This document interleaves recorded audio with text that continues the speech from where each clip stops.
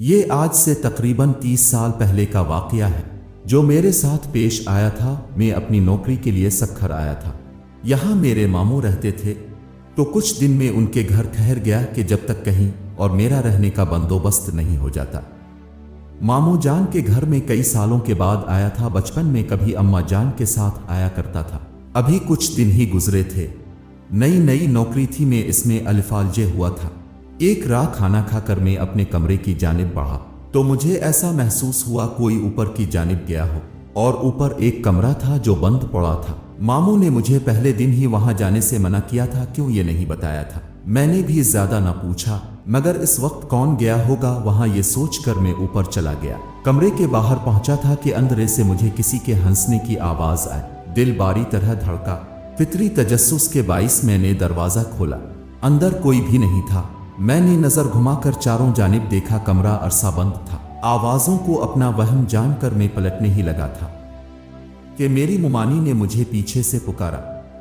میں نے چونک کر دیکھا، مجھے حیرت بھی ہوئی کہ وہ کبھی سیڑھیاں نہیں چڑھتی تھی۔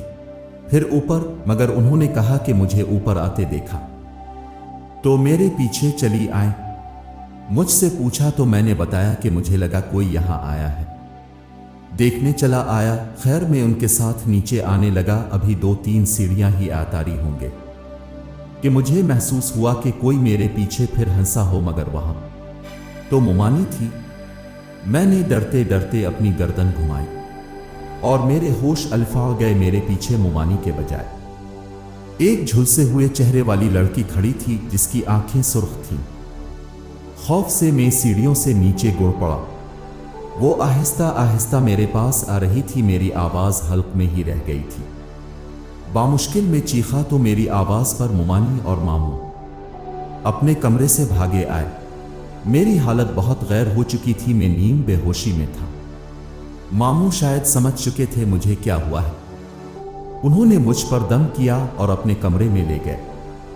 کچھ دن بعد جا کر میری حالت بہتر ہوئی۔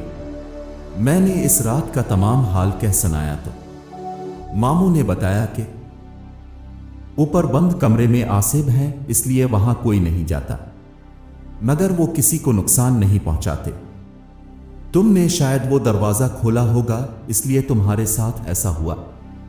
اس کے بعد میں جتنا وقت بھی ان کے گھر رہا، کبھی زینے کے پاس بھی کھڑا نہیں ہوا۔